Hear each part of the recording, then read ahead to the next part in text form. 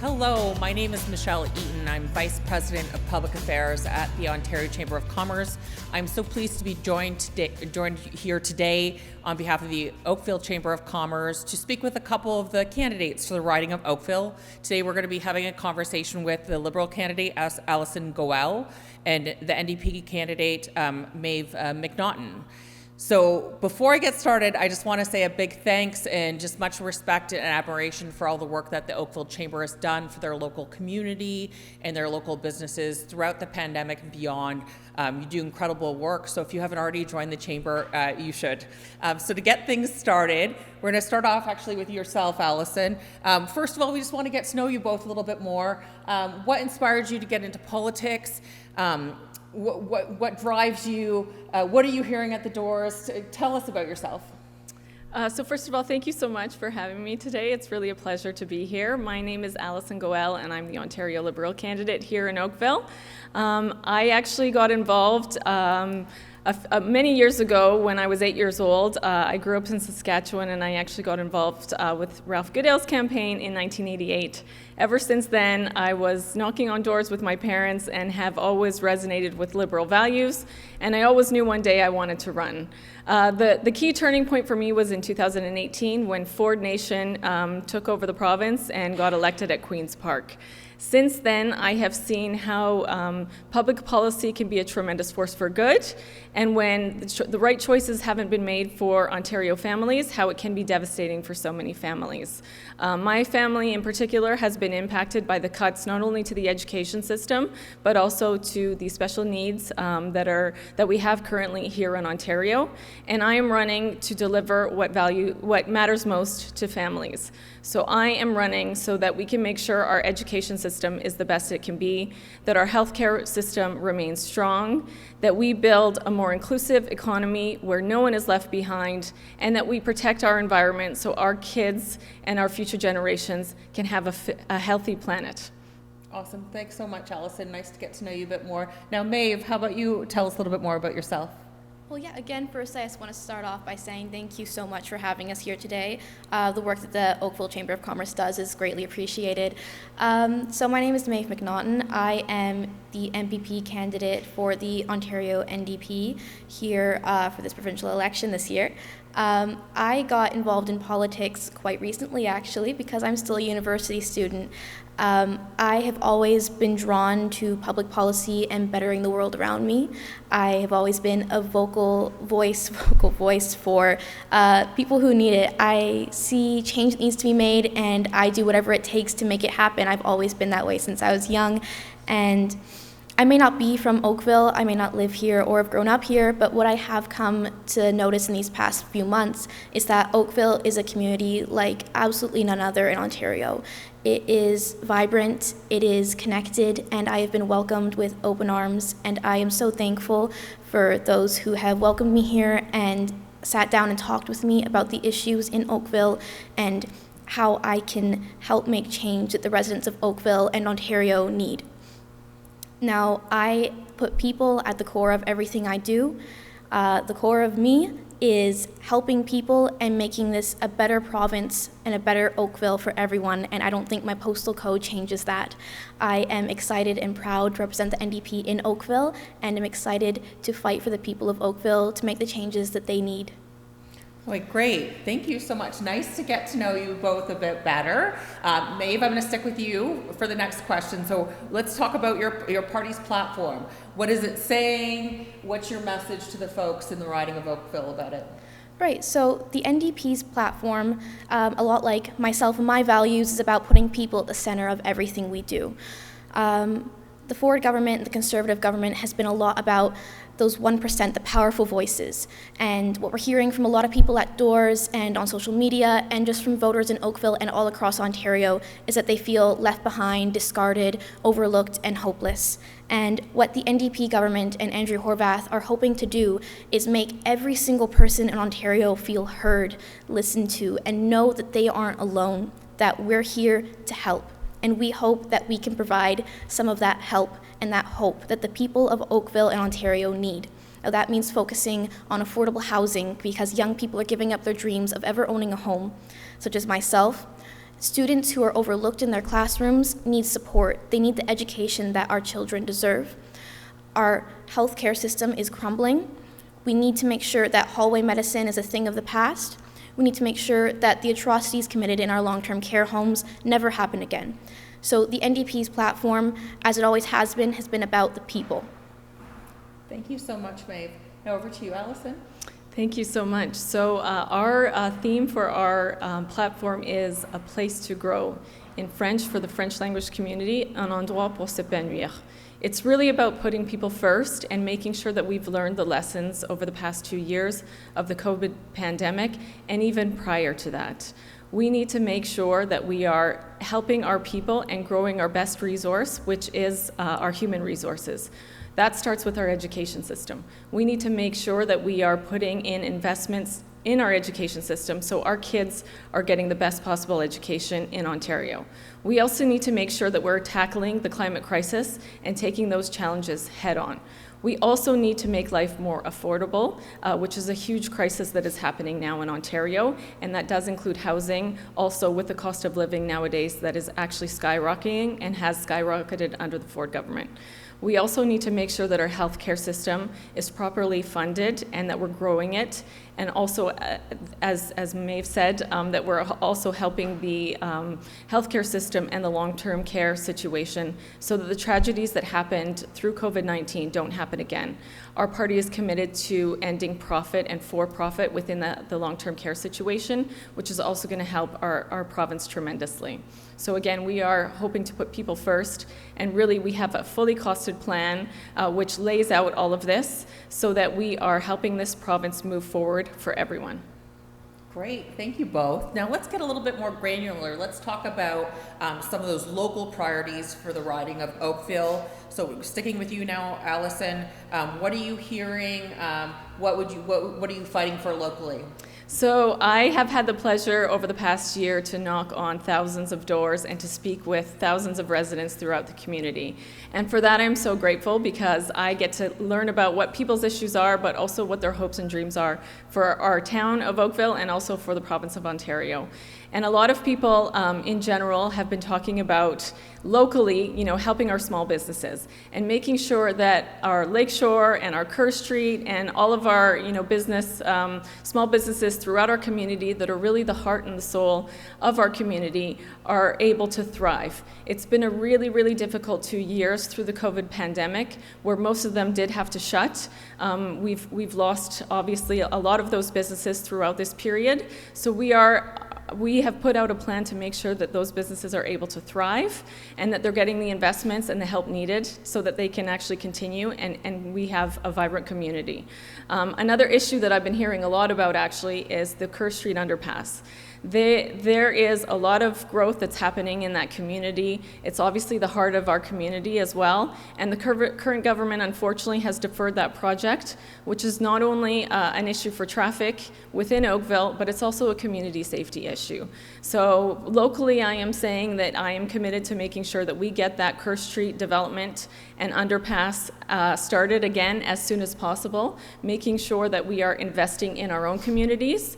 The current government unfortunately is spending $10 billion on Highway 413, which is a highway that is paving over the greenbelt, it's paving over wetlands and the farmlands, and it's only going to save commuters 30 seconds of time. We're saying we would put an end once and for all to that highway, and that we'll use that $10 billion to invest not only in our education system, but we need to also invest in our local community, and I'm so proud that I would be a strong voice for Oakville if I'm elected to Queen's Park. Awesome, thanks so much. Now over to you, Maeve. Thanks. So as far as Oakville issues go, something I've been hearing a lot about is municipal relations. Municipalities feel that there isn't enough trust between the provincial government and municipal government. The provincial government under Doug Ford hasn't been giving municipalities the freedom they need to make choices that are right for their municipalities.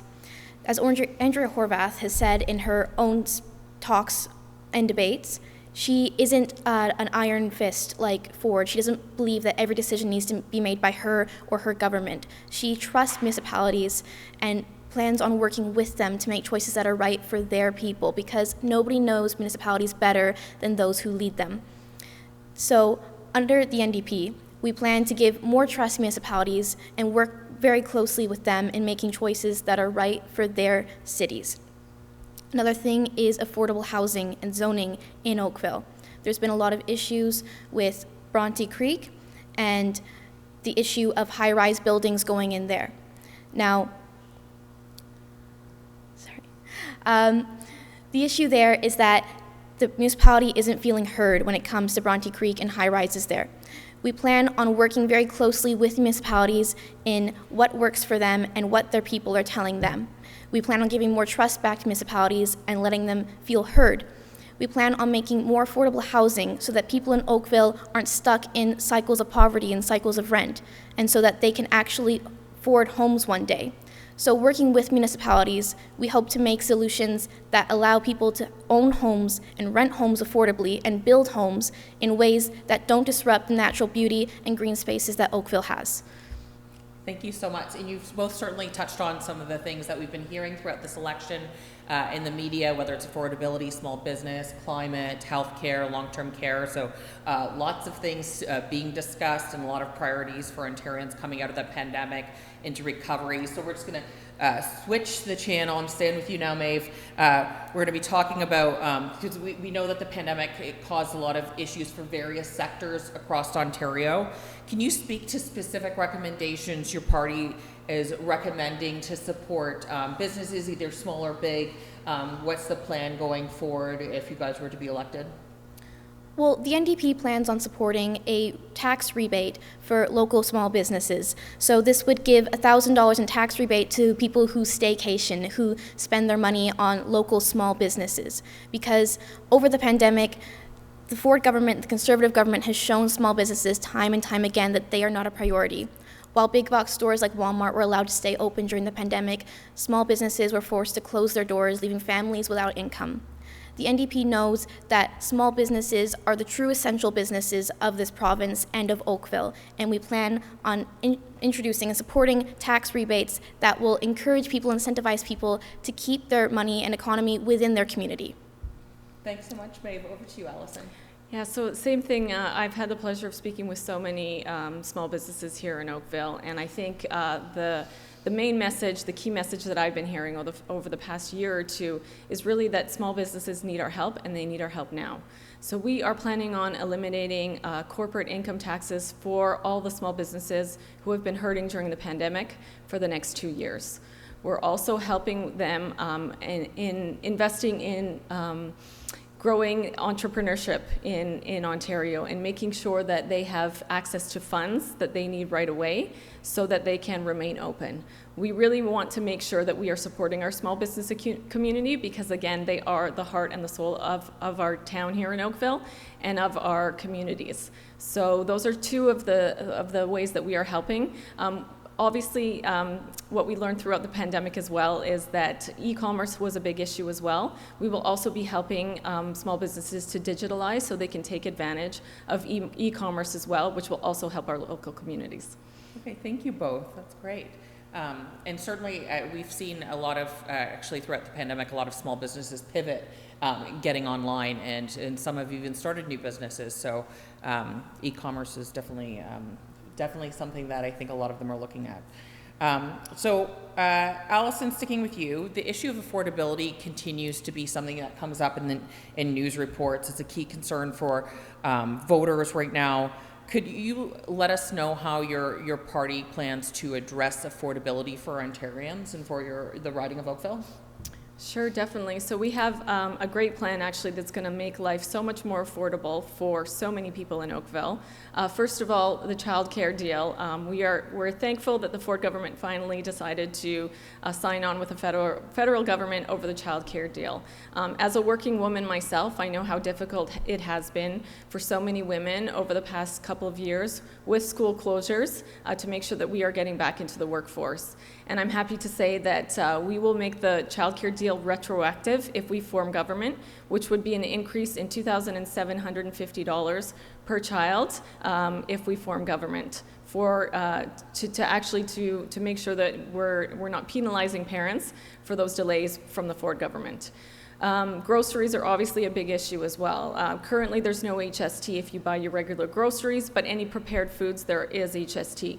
We are saying that we will remove the HST from any prepared foods under $20, which would help with your rotisserie chicken, coffee, sandwiches, salads, soups, anything that you get, which will make life more affordable for people. The one last thing that we're hoping to do is what we call Buck a Ride province-wide. We want to get cars off of the road, we want to help the air quality, and we want to make sure that people have the option of taking public transit, and it makes sense from a pocketbook perspective. So we are saying that within local transit or on the GO train, it will be $1 a ride, which will actually save families in Oakville, anyone who's commuting on a monthly basis, it'll save them over $450 a month, which is absolutely fantastic. Great, thank you so much. And that's, I mean, I think affordability is something that's, impacting Ontarians, it's impacting businesses, labor shortages, supply chains, people are feeling it at the pump, so definitely an issue to watch this election. Maeve, over to you, let's talk affordability. Thank you. So affordability has been an enormous issue for the NDP platform. It's something that we're really focusing on this election as the cost of living has skyrocketed astronomically during this pandemic.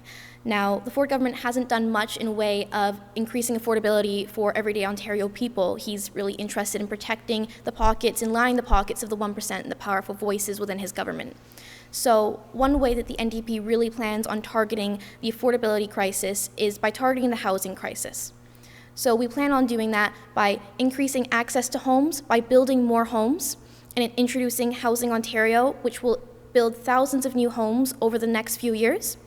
We also plan on introducing a 10% loan for first-time home buyers that will help first-time home buyers with their down payment, because they've been building this nest egg over these years to buy a house, which now means nothing because the prices of houses have increased so drastically that their nest egg is now incomparable to what is required to get a decent mortgage in Ontario. Thank you. Thank you so much. Now we're going to talk about healthcare. We've learned throughout the pandemic that we can't have a strong business community without a resilient healthcare system. So my question to each of you, and I'm going to start with you, Maeve, is if elected, what measures would your party take to bolster healthcare in Ontario?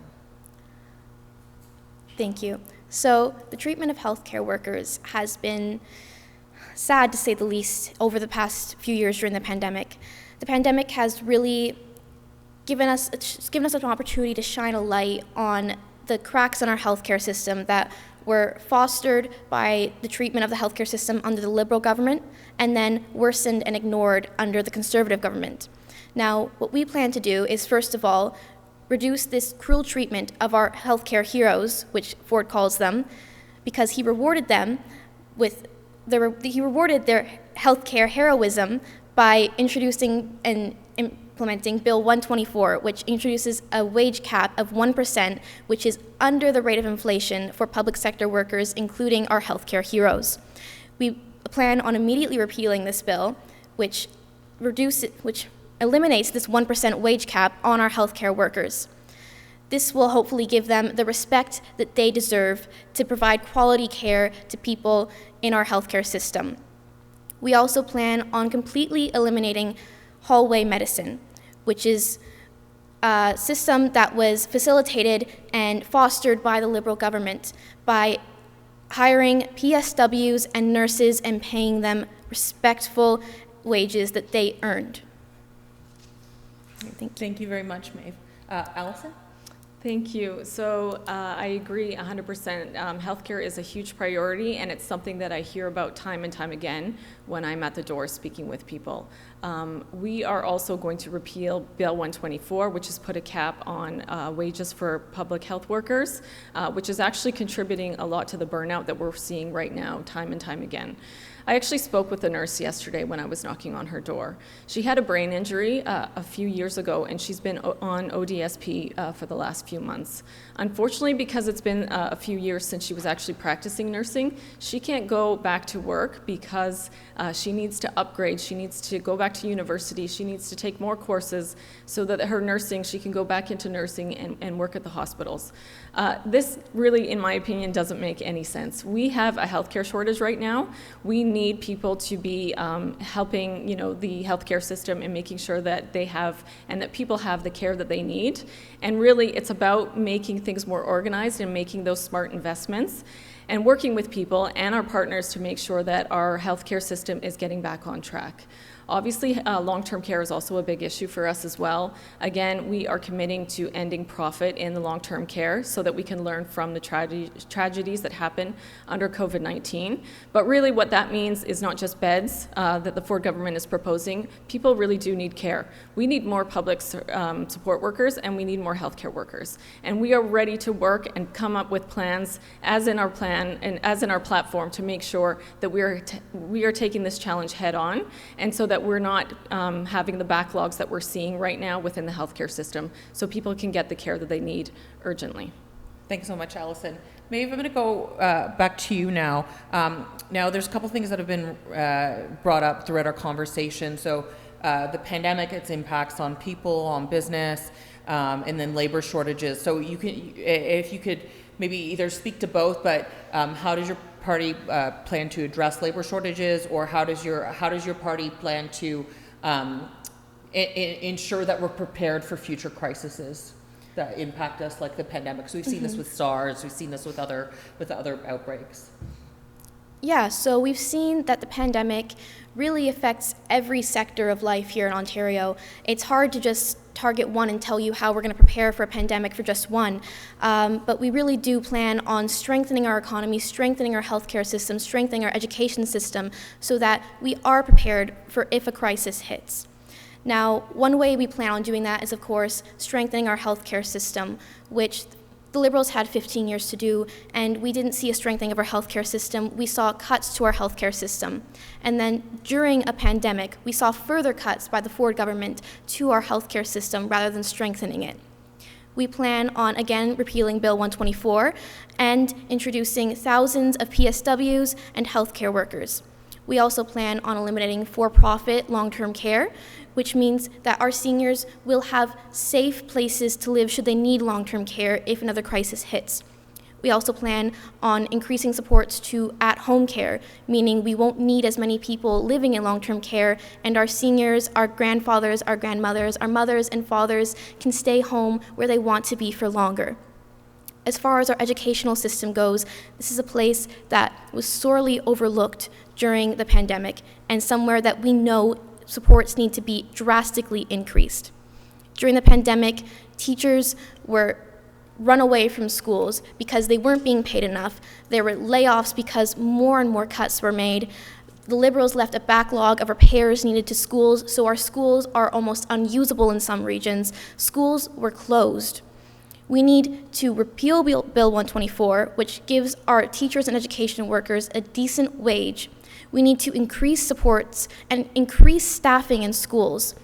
I talked to a woman the other day who, due to the pandemic, now teaches over 200 students a day on her own. That's over 200 students that she needs to support, grade, and teach. That hardly gives her any time to teach, let alone give them the emotional support that some students need, give them the extra support that some students struggling with their education may need. We need to overhaul almost every system in Ontario, because every system that I can think of, healthcare, our economy, small business, has been broken by this pandemic and has not been properly supported by the Conservative government. The NDP plans on putting a people-first approach in fixing each system with our own plans for each system. We have balanced budgets, we have plans, we have strong, usable plans ready to implement on day one as to how we can prepare for the next crisis this province faces. Thanks so much, Maeve. Now, Alison, talk to us about preparing for the next crisis.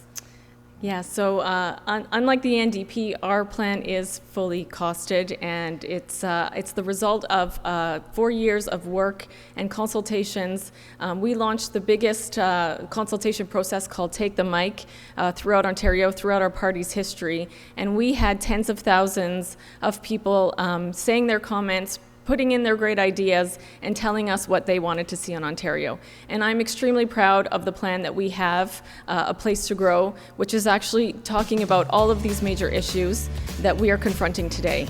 healthcare, education, the environment, and also making sure that we are building a more inclusive economy where no one is left behind. Obviously, labor shortages are a really big issue, and I hear about them time and time again, not only just from, Kerr Village and the businesses there, or the businesses downtown Oakville, but also from, a lot of the major corporations that are based right here in Oakville. We really need to make sure that we are concentrating on bringing in people to Ontario, not just, throughout Canada, but also from abroad. We really need to take control of our immigration system. We need to bring more trained and skilled professionals here, and we have a plan to do just that. And I am so proud that our plan will accomplish so much if we are lucky enough to form government. And again, it's a fully costed plan that is extremely innovative and makes a lot of smart investments so that we can plan accordingly and understand the challenges of today. Great. It's just been such a pleasure getting to know you both more today. Briefly, you have an opportunity to give your last message to the folks of the riding of Oakville with what you'd want to leave them with. But we're short on time. So Maeve, you first, and then Alison, and then I'll wrap things up. I'll keep it quick, thank you. So first of all, I just want to say thank you again to the Chamber for hosting us here today. It has been an amazing opportunity to get to know each other and to broadcast our platforms a little bit more to the people of Oakville. So what I do want to say is the past 2 years have really shone a light on all the systems that are broken in Ontario. Now, something I have heard unanimously throughout the province and Oakville is, again, people don't feel listened to. They feel abandoned, and they feel like our government is currently worried about their friends, worried about the corporations, and worried about the powerful 1%. Now, what the NDP plans to do is bring back some of that hope. Hope that things can get better. Hope that you can have a government that listens to you and that works for you, not their friends, not the corporations, and that does not take a day off. We plan to be here to listen to you and fight for you and make your future better. Thank you. Thanks, Maeve. Over to you, Alison. Thank you again. Thank you so much to the Chamber for having us here today. It's been a real pleasure to speak with everyone. Again, Alison, I have been talking to so many residents. I've been knocking on so many doors, and I really feel like there is a lot of hope for the future. I am so happy to be able to represent the Liberal Party as your candidate here in Oakville, and we are ready to tackle the challenges of today head on.